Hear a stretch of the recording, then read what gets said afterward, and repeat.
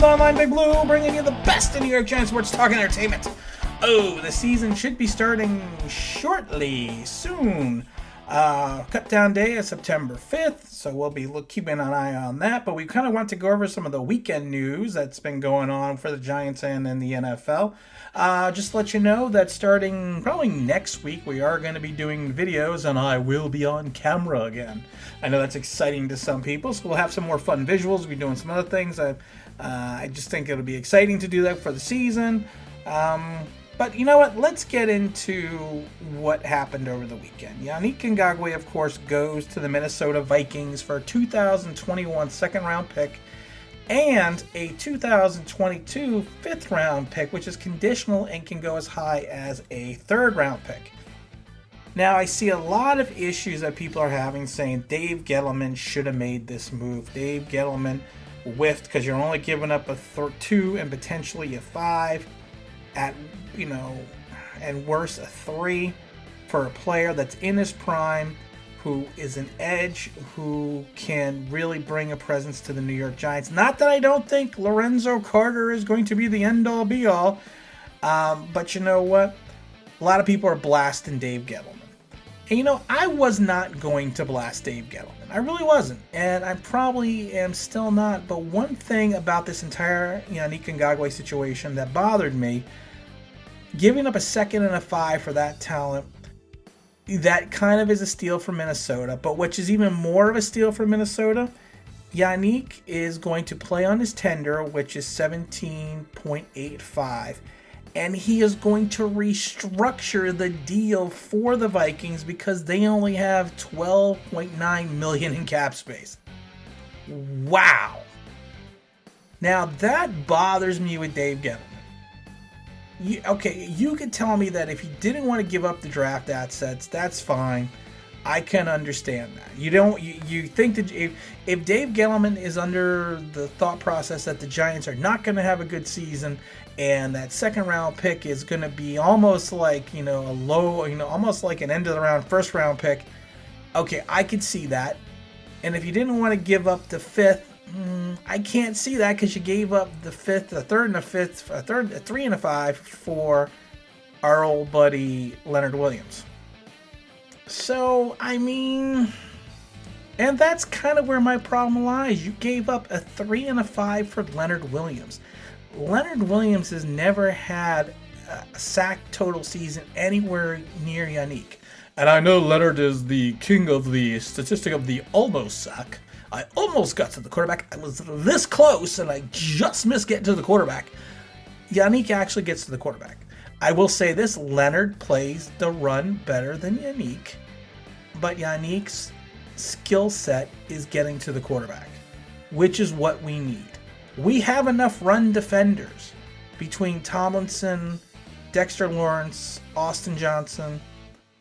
So we have enough guys that can play the run. We need more guys that can control the edge and play the pass and rush the quarterback.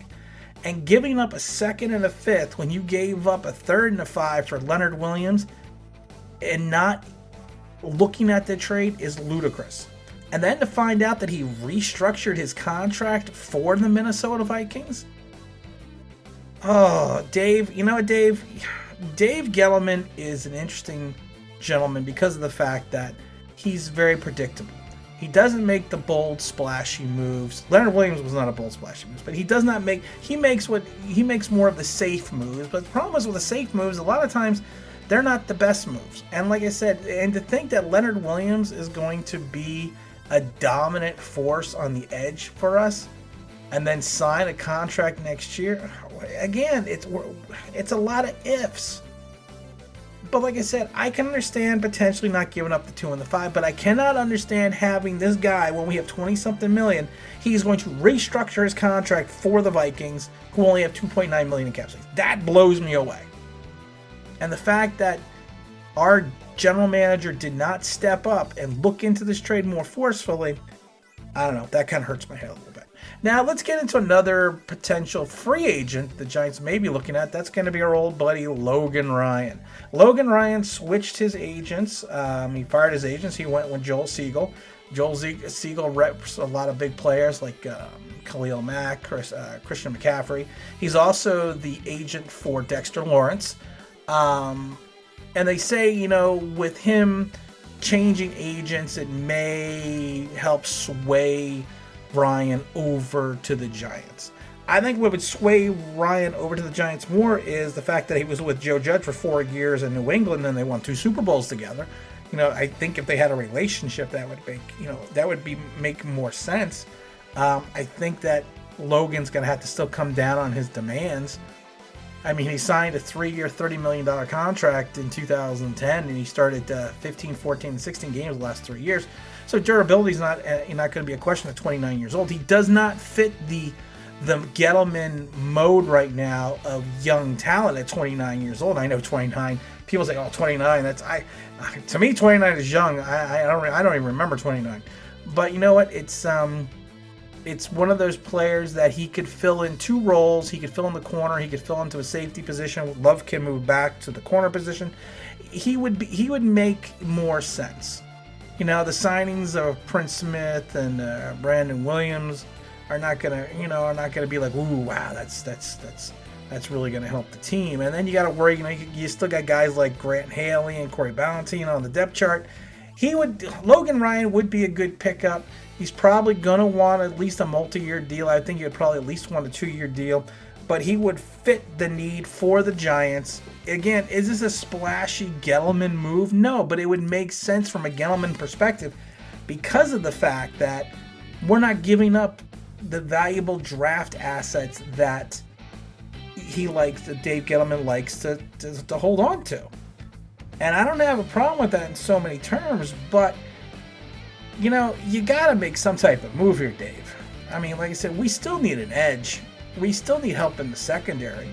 And if you can't figure out the situation, I mean, it's I don't know. It's almost like, does Dave want to... I'm not saying Dave doesn't want to win, because he's kind of in a win-now mode because of what the owner said going back in the offseason.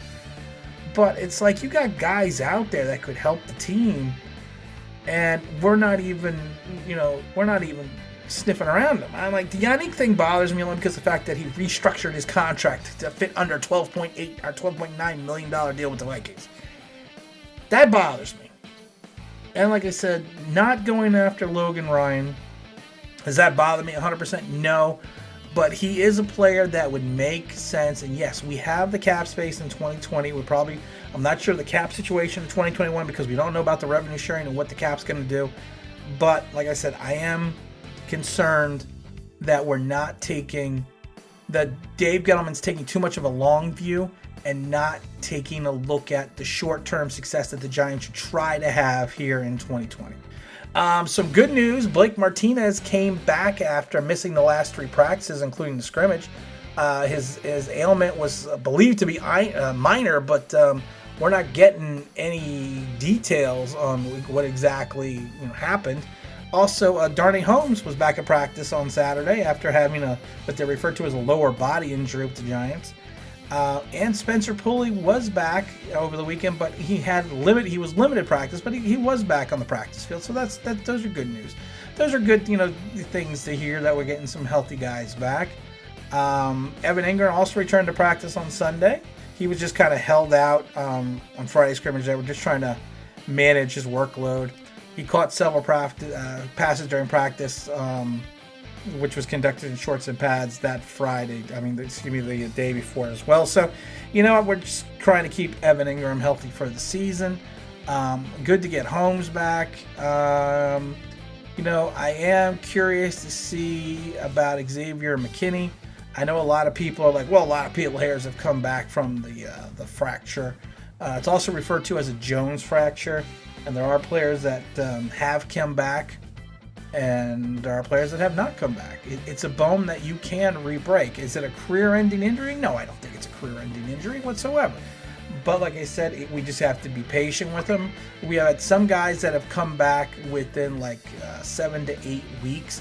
I think it was Des Bryant came back in 8 weeks. But you know what? There's no reason to rush McKinney back if he is not fully healthy, unless we are making some sort of playoff run and we need the extra defensive back. I guess that's what it just bugs me, though. Like I said before, the Logan Ryan situation would make more sense to me if we could, like I said, if we could bring him in. I mean, I don't know. I don't know what view Gettleman's taking right now, and I'm not going to try to figure out what's in the mind of Dave Gettleman. But like I said, Logan Ryan could help. Like I said, if he wants to, if he wants to come in the contract he played for the last 3 years at $10 million, I'd give him $10 million. I'd give him $10 million and not even think about it. But, like I said, he can fill in at both safety. He can fill in the corner. He can fill in the slot. I mean, he's got 17 career interceptions. He would automatically add experience to the defensive backfield along with Bradbury. Like I said, he can give us the flexibility that we need, but I don't know. I just don't know what Gettleman's thinking sometimes, though. But you know what? We just have to wait and see what goes on, and we got another scrimmage coming up, and then we got, like I said, cut down day September 5th. We will be starting doing some videos where I'm on camera.